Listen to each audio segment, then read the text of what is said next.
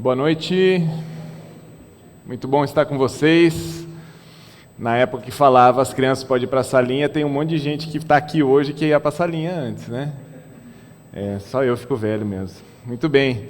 Gente, é muito bom estar com vocês. Já vou passar os abraços da Naila e da Valentina para vocês, tá bom? Então sintam-se abraçados.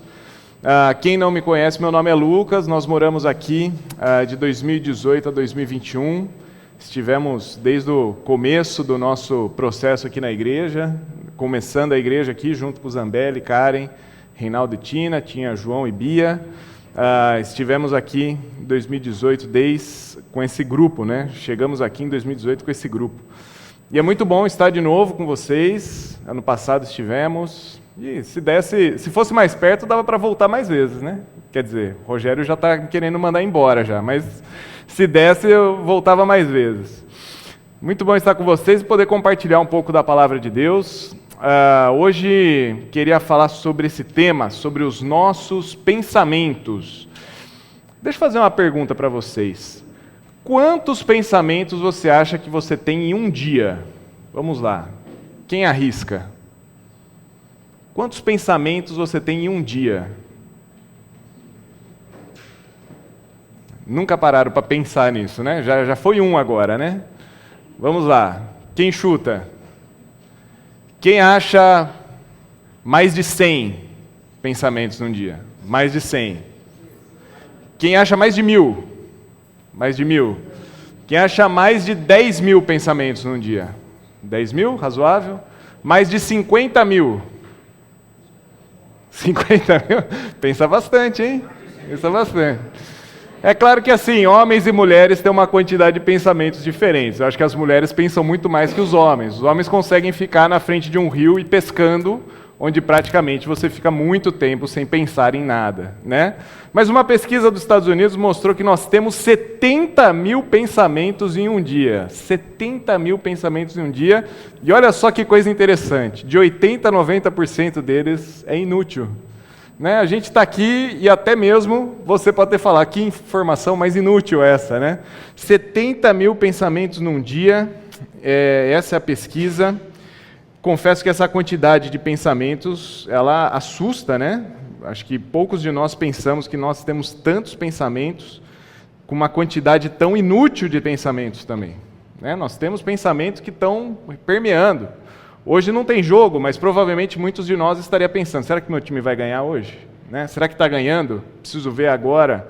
As redes sociais influenciam muito isso. Quantas vezes você já rodou seu Instagram, seu Facebook, tantas e tantas vezes, e lá tem o quê? Um monte de coisa. Tem uma pessoa que foi para a praia, tem uma pessoa que está jogando um jogo, tem uma pessoa que está montando Lego, e você fica lá vendo. Quantos pensamentos isso aumentam, né, a alta capacidade da nossa mente de ficar pensando nessas coisas.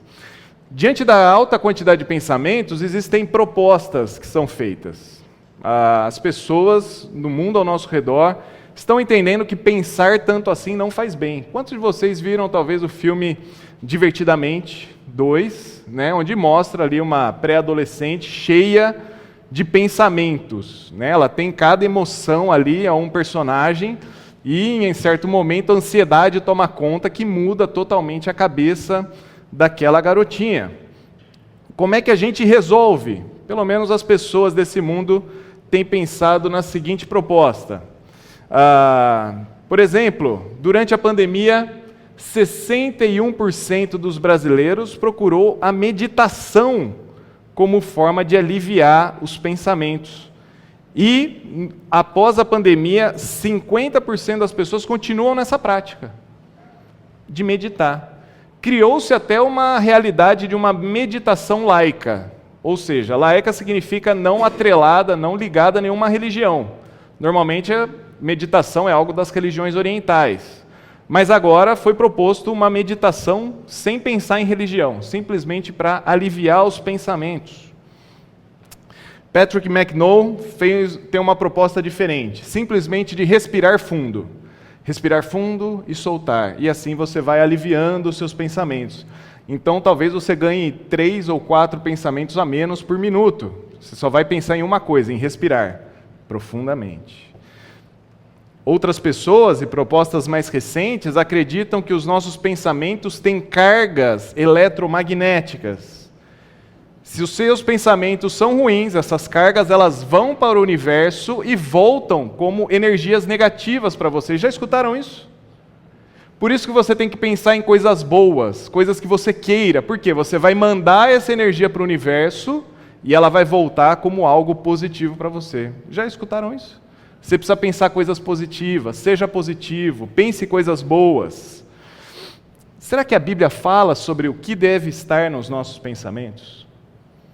E de fato a Bíblia fala sobre os nossos pensamentos, o que deve estar permeando os nossos pensamentos. E hoje a gente vai estudar o Salmo 145. E nele nós iremos perceber que os nossos pensamentos precisam ser cheios do louvor ao Senhor. Louvar a Deus é semelhante a encher os nossos pensamentos com as coisas de Deus. Precisamos estar cheios dos feitos de Deus, de quem Deus é e da sua maravilhosa salvação. Devemos louvar ao Senhor em todo o tempo, para que os nossos pensamentos então sejam cheios do Senhor. Diferente das propostas de aliviar a mente, pensar coisas positivas, respirar, não pensar em nada, a proposta do salmista e a proposta da Bíblia é que nós possamos encher os nossos pensamentos do Senhor. E ao olhar para o Salmo 145, a gente vai entender como isso pode ser feito. Como a gente pode encher os nossos pensamentos com as coisas de Deus. Mas antes de seguir, vamos orar novamente? Senhor Deus, que possamos estar focados agora e pensar na Tua Palavra. Que ela possa se refletir dentro de nós em mudanças para as nossas vidas. E diante de tantos pensamentos que nós temos, que a gente possa olhar para a Tua Palavra e avaliar, e também sair daqui transformados por ela. É o que oramos, em nome de Jesus. Amém. Muito bem, o Salmo Salmo 145, ele começa dizendo: Eu te exaltarei, meu Deus e meu Rei, bendirei o teu nome para todo sempre. Todos os dias te bendirei e louvarei o teu nome para todo sempre. Ele começa o Salmo já falando, todo o tempo, em todos os momentos, em todos os seus dias, você deve louvar ao Senhor. Esse é o padrão que Deus coloca. Em todo o tempo, louvar ao Senhor. É muito interessante esse Salmo, Salmo 145, que faltam 5 salmos para encerrar o livro de Salmos. O livro de Salmos tem 150 salmos, e a partir do 145 até o final, todos os salmos são salmos de louvor. Eles vão glorificar bastante a Deus, eles vão cantar sobre as coisas de Deus. Além disso, o Salmo 145 ele tem 21 versículos, e cada versículo representa uma letra, uma ordem alfabética, como se fosse A, B, C. Cada versículo começaria na ordem alfabética. Você pode olhar na sua Bíblia e falar, mas não está. Na Bíblia em hebraico está. Na Bíblia em português, a gente não conseguiu traduzir A, ao Senhor vou louvar em todo o tempo. B, bendito seja o nome do Senhor. Mas, no hebraico, cada versículo está em ordem alfabética até o final. Por que isso? Porque isso iria ajudar as pessoas a decorar o Salmo. É muito mais fácil, certo? Decorar músicas do que decorar alguns textos grandes das Escrituras. Por quê? Porque é rimado, é compassado, você lembra da música. A mesma ideia aparece aqui no Salmo. Além disso, essa ideia do A ao Z também mostrava que de A a Z Deus é completo. E devemos louvar ao Senhor do começo ao fim de quem Ele é. Toda essa questão ajudava a memorizar e também mostrava criatividade. Deus é um Deus criativo e que a gente pode louvar ao Senhor até nas ordens alfabéticas. Tudo isso para dizer que o Salmo começa falando do louvor ao Senhor. E a partir dos versículos 3, do versículo 3 ao versículo 7, ele mostra os feitos do Senhor. O que Deus faz que a gente deve louvar a Ele? Ele diz assim, grande é o Senhor e digno de ser louvado. Sua grandeza não tem limites. Uma geração contará a outra a grandiosidade dos teus feitos, e eles anunciarão os teus atos poderosos. Proclamarão o glorioso esplendor da tua majestade e meditarei nas maravilhas que fazes. Anunciarão o poder dos teus feitos temíveis, e eu falarei das tuas grandes obras. Comemorarão a tua imensa bondade, celebrarão a tua justiça. Eu coloquei aí em negrito os feitos do Senhor. Ele é digno de louvor, Ele é grandioso, Ele é poderoso, Ele tem esplendor e majestade. O versículo 4, por exemplo, ele nos ensina para que as futuras gerações também possam louvar os feitos do Senhor. Provavelmente você que tem filhos tem essa tarefa dentro da sua casa. Você que tem filhos tem que ensinar os seus filhos o que o Senhor faz por nós, o que o Senhor já fez na minha vida e o que o Senhor vai fazer na sua vida. Passar de uma geração a outra. Ah, mas eu não tenho filhos. Não tem problema. Você pode influenciar pessoas mais jovens nesse sentido de contar o que o Senhor tem feito nas nossas vidas. Como o Senhor é poderoso, como o Senhor é grandioso. No versículo 5, ele faz uma chamada tanto pessoal para meditar, refletir, ponderar, ocupar a nossa atenção e mente com o majestoso e glorioso esplendor da maravilha de Deus. Olha só que interessante.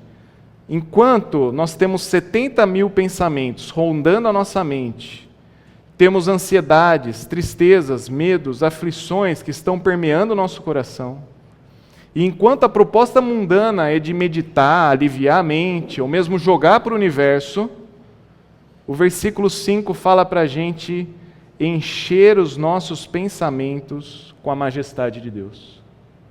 Encher aquilo que está aqui dentro, refletindo nas coisas do Senhor, a majestade do Senhor, o nosso Deus. Filipenses 4:8 traz um filtro para o que deve estar nos nossos pensamentos. Ele diz assim: finalmente, irmãos, tudo que for verdadeiro, tudo que for nobre, tudo que for correto, tudo que for puro, tudo que for amável, tudo que for de boa fama, se houver louvor, se houver algo de excelente ou digno de louvor, pensem nessas coisas. É isso que deve filtrar aquilo que vai entrar na nossa mente. No que eu vou pensar? Olhe para o Filipenses 4:8, decore esse versículo, pense nele. Aquilo que eu estou refletindo, pensando, ele está aqui dentro.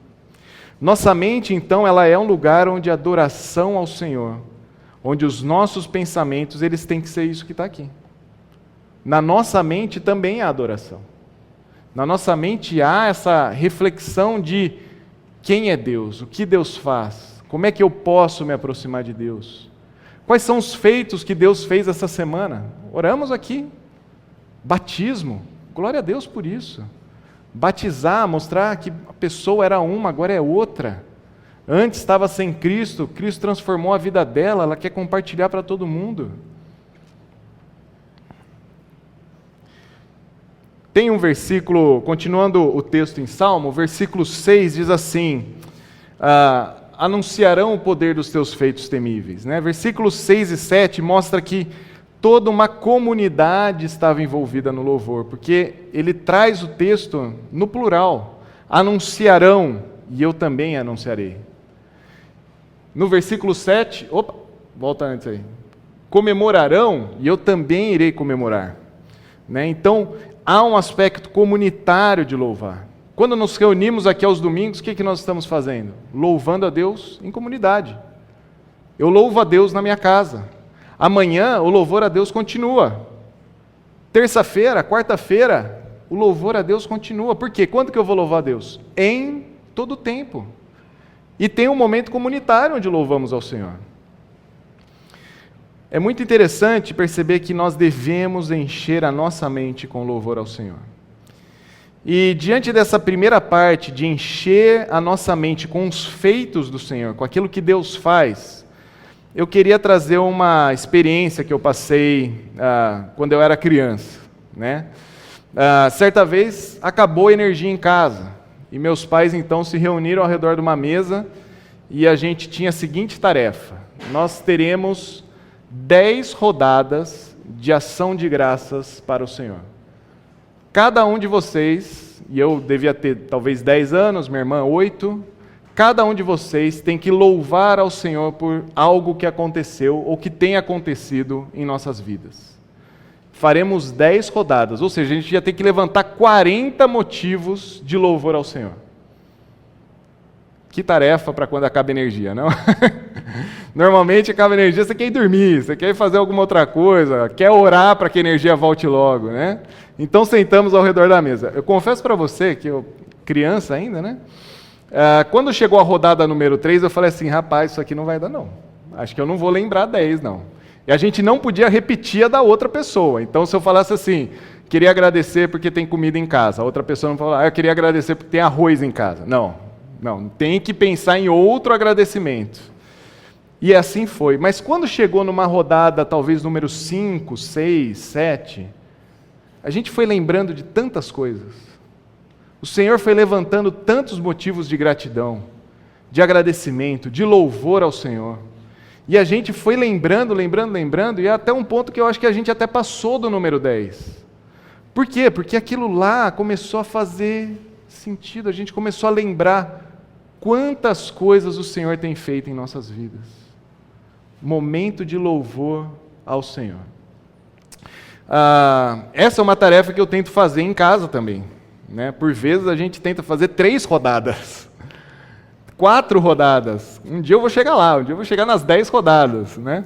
Mas é algo que a gente para se fazer. Quando eu levo minha filha na escola, a gente vai orar antes de ir para a escola. Eu falo assim, hoje você não vai pedir nada, hoje você só vai agradecer ao Senhor. O que você tem para agradecer a Deus? Os pedidos são variados, é porque eu dormi à noite. Tudo bem, é um motivo válido. Mas o grande ponto é encher a nossa mente com o que o Senhor tem feito por nós. Encher os nossos pensamentos com os feitos do Senhor.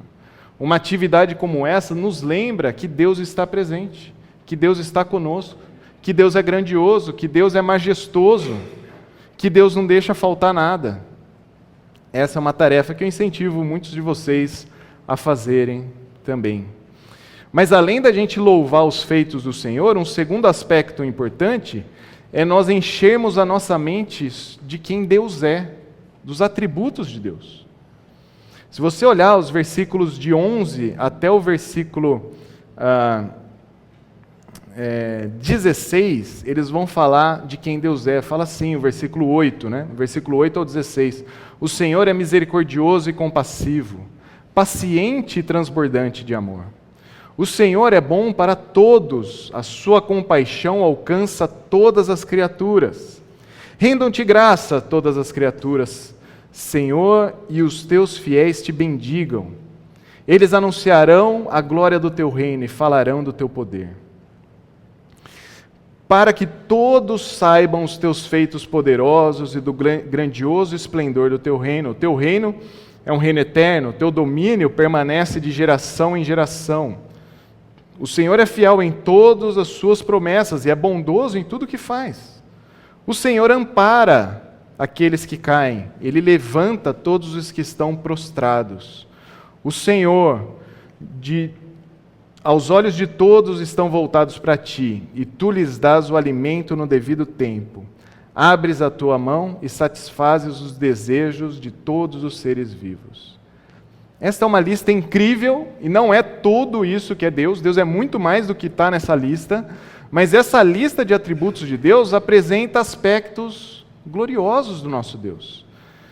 Num primeiro momento, ele fala que os feitos do Senhor mostram qualidades que são infinitas do Senhor. Mostram Deus como nosso Rei. Versículo 11 fala de um reino de poder.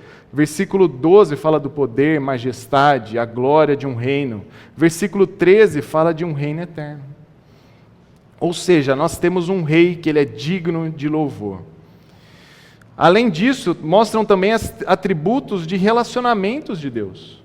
Fala que Deus é amoroso, que Deus é compassivo, tem compaixão, tem bondade, que Deus é demorado em se irar, que Deus é cheio de amor.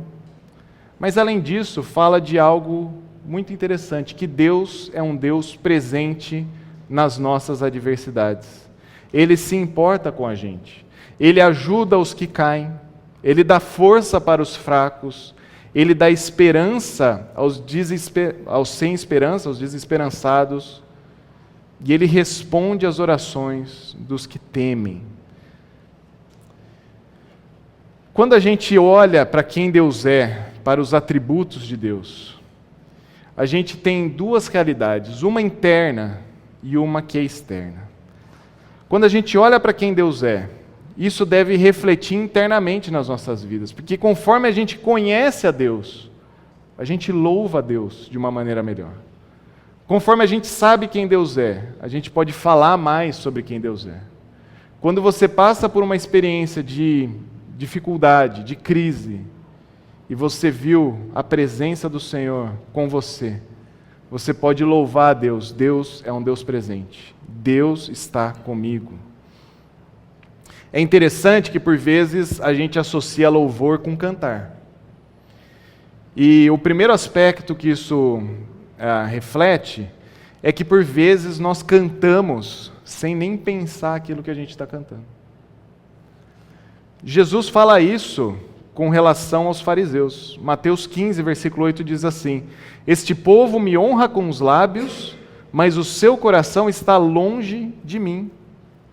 A gente pode cantar, talvez tenha até pessoas que cantam melhores que as outras, mais alto, mais baixo, mas se a gente não reflete naquilo que a gente está cantando, se a gente não olha para aquilo que sai da nossa boca como um reflexo dos nossos pensamentos, nós estamos honrando com os lábios, mas o nosso coração está longe de Deus. Talvez você esteja falando palavras e lá no seu coração está assim: que horas acaba, hein? Mas vai cantar essa música de novo. Terceira repetição já. Percebe? Nosso coração está longe de Deus. Nosso coração não está pensando em quem Deus é. Porque agora era um momento de louvar e cantar ao Senhor sobre quem Ele é. Nós estamos honrando a Deus com os lábios, mas nosso coração está longe de Deus. Deus quer um coração dedicado, uma mente focada em quem Ele é. Além disso, quando conhecemos a Deus, também podemos começar a refletir num aspecto que é exterior. Enquanto esse primeiro é interior, a música está acontecendo, o louvor está acontecendo e seu coração está pensando em outras coisas, há um aspecto que é quando a gente enche a nossa mente com coisas que Deus não é. Vou então, Lucas, a partir de amanhã só vou escutar músicas evangélicas. Preciso encher minha mente com músicas cristãs. E aí você vai se deparar com músicas que não estão falando dos feitos do Senhor, não estão falando sobre quem Deus é, não estão falando sobre a salvação do Senhor. Eu peguei um exemplo aqui, é uma música que chama Sabor de Mel. Talvez vocês já conheceram essa música, espero que não tenha cantado aqui em nenhum momento, que diz assim: quem te viu na prova e não te ajudou vai se arrepender, você vai estar no palco e a pessoa na plateia, a sua prova teve sabor amargo, mas a sua vitória tem sabor de mel. Cadê Deus nessa música? Quais os atributos de Deus estão aqui refletidos? Cadê os feitos do Senhor? Cadê a salvação de Deus? Gente, a música pode arrepiar, você pode chorar com a melodia, a música pode ser impactante, a música pode ter uma história fenomenal, mas chame ela de música, tá bom? Chame ela de música. Essa daqui é uma música de um cristão, mas ela não é necessariamente um louvor. Percebem a diferença? Ela não é um louvor, ela não fala sobre quem Deus é. Ela está falando, é quase uma vingança essa música. Você não me ajudou e agora eu estou na melhor. Mas ela não falou, está na melhor. Será que foi Deus que colocou essa pessoa na melhor? Será que essa pessoa experimentou coisas novas com o Senhor? A gente não sabe nada, a gente só sabe assim: agora eu estou numa boa e você vai sofrer, porque você não me ajudou na hora. Opa, pera lá. Essa música não pode encher a nossa mente. Essa música não é um louvor. Por isso que ao escutar uma música como essa, eu deveria pensar: será que essa música tem que estar no meu repertório? Será que essa música tem que encher os meus pensamentos? Porque essa música não está refletindo quem Deus é, não está refletindo os feitos do Senhor, não reflete a salvação do Senhor. É sobre mim, sobre os meus feitos, sobre quem eu sou, se eu sou muito especial, mas Deus está em segundo plano. Quando a gente está falando sobre louvores, nós temos que pensar inclusive naquilo que entra na nossa mente. Isso está louvando ao Senhor. Isso reflete de fato quem Deus é. Devemos então trocar esse tipo de música por músicas que vão me levar a louvar o Senhor. Músicas que vão trazer aspectos novos que talvez eu ainda não conhecia e refletir sobre o próprio Deus. E não músicas que me fazem refletir sobre mim mesmo. Nós já temos bastante pensamento sobre nós mesmos. Eu não preciso ter mais uma música falando sobre isso. Enquanto, primeiro aspecto, a gente percebe que nossa mente tem que estar cheia dos feitos do Senhor. Esse segundo aspecto, ele reflete que a nossa mente tem que estar cheia sobre os atributos de Deus, sobre quem Deus é. E ainda na continuação do Salmo, tem um terceiro aspecto, que fala que a nossa mente precisa estar cheia da salvação do Senhor. Versículo 17 diz assim: o Senhor é justo em todos os seus caminhos, e Ele é bondoso em tudo aquilo que Ele faz. Percebe? Justiça e fidelidade de Deus, elas são novamente mencionadas, mas agora de uma maneira diferente da anterior, porque agora Ele está falando que a justiça e a fidelidade de Deus se refletem em salvação. Quando nós olhamos para a cruz de Cristo, nós percebemos que Deus é um Deus justo e fiel. Deus é bondoso, amoroso, santo e justo. Na cruz de Cristo, nós vemos os atributos de Deus se juntando para trazer salvação às nossas vidas.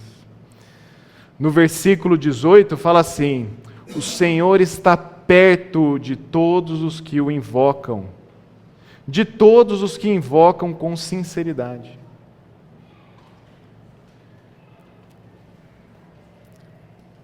Quando você encontrou o Senhor Jesus Cristo, isso daqui deve ter sido parte importante e fundamental na sua entrega ao Senhor. Buscar o Senhor com sinceridade e falar: Senhor, eu preciso da Tua salvação. Eu não consigo, com os meus feitos, chegar até os céus. Eu não consigo, com a minha religião, ser salvo. Eu preciso de Ti, porque o Senhor está perto de todos aqueles que o invocam.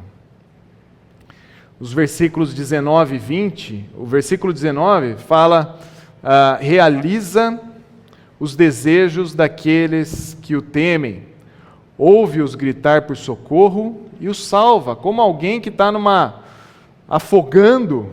alguém que está se afogando num rio, o Senhor vai e resgata, Ele salva essa pessoa. Deus está escutando e atendendo às orações daqueles que temem a Ele. Aquela oração que você faz no seu quarto à noite, Deus está lá presente, escutando essa oração. Aquele louvor que você fala quase que chorando: Senhor, eu preciso de Ti. Essa oração, o Senhor está lá com você. Eu não sei quantos de vocês estão com a mente tão cheia de coisas, tem mais de 70 mil pensamentos rondando. E agora é hora de dizer: Senhor, me ajude até nisso. Me ajude a encher os meus pensamentos com as coisas do Senhor. O versículo 20, então, ele mostra 2 caminhos que vão ser seguidos. O Senhor cuida daqueles que o amam, mas aos ímpios Ele destruirá. Aqueles que não creem no Senhor Jesus Cristo estão no caminho da perdição, porque ainda não tomaram uma decisão com o Senhor. Enquanto aqueles que creem no Senhor agora são cuidados, amados e protegidos por Deus. Eu não sei se é o seu caso aqui hoje, se você ainda não tomou uma decisão pelo Senhor. Mas se você quer ser cuidado pelo Senhor, entregue o seu caminho ao Senhor, confia nele. Coloque a sua vida diante de Cristo. Quando nós entregamos a nossa vida ao Senhor, agora nós temos uma nova vida com Ele. Nós deixamos as coisas passadas e as coisas se fazem novas agora. E agora nós temos um chamado conforme fala Romanos 12:2, para a gente não se amoldar aos padrões desse mundo, mas ser transformado pela renovação da sua mente, para ser capaz de experimentar e comprovar a boa, agradável e perfeita vontade de Deus. Antes de você conhecer a Cristo, provavelmente seus pensamentos eram marcados por imoralidade, pornografia, ansiedade, medo, depressão, raiva, ira, ganância, inveja. Isso daí era para mim também. Esses são os pensamentos que nós tínhamos sem conhecer a Cristo. Como é que a gente transforma esses pensamentos? Porque esses não são mais pensamentos que um cristão que ama o Senhor, que louva o Senhor, deveria ter, correto? Deveríamos pensar e encher os nossos pensamentos com as coisas do Senhor. Romanos então fala, não se amoldem, não fiquem igual ao que esse mundo está falando, mas sejam transformados pela renovação da sua mente. Você precisa trocar os seus pensamentos pelos pensamentos do Senhor agora. Você precisa encher seus pensamentos com os louvores a Deus, com a palavra de Deus. Tudo aquilo que é bom, verdadeiro, justo, santo, todo aquele filtro de Filipenses 8, 4:8, é isso que tem que entrar na sua mente. Como a gente pode fazer isso? Deixa eu dar um exemplo para vocês. Talvez vocês conheçam lá no estado de São Paulo, tem um rio chamado Rio Tietê. Já escutaram falar do Rio Tietê? Certo? O Rio Tietê ele tem duas caras. A primeira é essa aqui, que é lá na cidade de São Paulo. Na cidade de São Paulo, o rio é assim. Na hora que você chega, você precisa fechar o vidro, porque o cheiro é podre. O rio está morto. Só tem sujeira, podridão, imundície. O rio acabou. Tomar uma gota dessa água aqui, meu amigo, já era. Não vai passar bem. No mínimo, você vai ficar hospitalizado. É só poluição, é só sujeira. Mas se você vai para o interior, igual a gente lá do interior, se você vai para o interior do estado de São Paulo, você chega, por exemplo, na região de Jaú, Bauru, que é a terra de onde meu avô era, lá o Rio Tietê também está lá. Mas olha como ele é diferente. Ele é limpo. O pessoal toma banho lá, tem peixes, pode pescar. Ele é largo o suficiente para passar embarcações. O que aconteceu? Por que esse rio é assim, mas ele é assim? Conforme ele vai caminhando o seu caminho, conforme ele vai descendo o seu caminho, algumas coisas acontecem. Primeiro, a quantidade de esgoto que é jogada no rio vai diminuindo. Vai parando de entrar esgoto para dentro do rio. Outra coisa acontece. Se diminuir a quantidade de esgoto, começou a entrar mais rios que vão se juntando e rios limpos, afluentes limpos. Rios que vão purificando esse rio, até chegar mais à frente, onde você fala assim, não é possível que estamos falando do mesmo rio. Isso traz uma lição importante para os nossos pensamentos. Antes de conhecer a Cristo, nós éramos marcados por diversos pensamentos. Muitos deles eu já falei aqui. Nossos pensamentos estavam cheios de maldade, inveja, ganância, imoralidade. É o rio aqui do Rio Tietê, de São Paulo. Está podre. Pensamentos impuros, sujos. O que nós precisamos fazer então? Encher os nossos pensamentos com a palavra do Senhor, com os louvores ao Senhor, glorificar o Senhor, saber dos feitos do Senhor, saber que agora nós somos salvos pelo Senhor, para que nossa mente vai ficando limpa e purificada e transformada, conforme fica ali naquela imagem. É isso que nós precisamos. E sem Cristo, nós não conseguimos fazer essa transformação. Essa transformação só acontece para aqueles que experimentam da salvação do Senhor, para transformar a mente do Senhor. Para concluir minha mensagem, e nosso desafio aqui, é de louvar ao Senhor constantemente. Louvor não pode ser um momento do culto. Louvor não pode acontecer só os domingos. Louvor é sua vida inteira, todos os dias, dedicado a Deus. Eu te exaltarei, meu Deus, meu Rei, bendirei o teu nome para todo sempre. Todos os dias eu te bendirei e louvarei. Os meus lábios louvarão ao Senhor. Que todo ser bendiga o teu santo nome para todo o sempre. Se você está lidando com seus 70 mil pensamentos confusos, errados, você deveria parar agora e refletir no que eu tenho pensado. Como é que eu vou transformar esses 70 mil pensamentos, fugindo dessas propostas simplistas de respirar, de jogar para o universo, de parar, de meditar, mas para de maneira ativa encher os pensamentos com os louvores ao Senhor. Primeiro, avalie os seus pensamentos. No que você tem pensado? O que tem enchido de fato os seus pensamentos? São as coisas do Senhor? São só as coisas do seu trabalho? São as suas ansiedades? São os seus medos? São suas preocupações? É ganância, é imoralidade? É isso que tem enchido sua mente? Avalie o que você tem pensado. Passe um filtro nisso. Filipenses 4:8, decore esse versículo. Isso que eu tenho pensado é bom? Isso que eu tenho pensado é puro? É de boa fama? É amável? É verdadeiro? É nobre? É correto? Se você identificou pecados nos seus pensamentos, ore ao Senhor e confesse: Senhor, eu me arrependo disso. Eu não quero continuar tendo esses pensamentos. Me perdoa, limpa o meu coração, me ajude a sair da imundície do rio sujo para ficar uma mente limpa, purificada. E busque ativamente louvar ao Senhor com os feitos do Senhor, com a salvação do Senhor, com quem Deus de fato é. Ao fazer isso, provavelmente isso traga implicações na sua vida. Por exemplo, talvez aquela música que você goste muito de escutar, você vai passar pelo filtro de Filipenses 4:8, você vai falar: essa música aqui não pode mais tocar no meu carro, não. Talvez aquela série ou filme que você é muito fã e sua vida vive em torno disso, você vai passar esse filtro e você vai falar: rapaz, nada dessa série é bom, nada dessa série é amável, nada dessa série é verdadeira, correta ou nobre. Talvez tenham programas que você vai ter que deixar de fazer, talvez tenham conversas que você vai deixar de ter com pessoas que só enchem seu pensamento com imundície. O importante é encher os nossos pensamentos com as coisas do Senhor.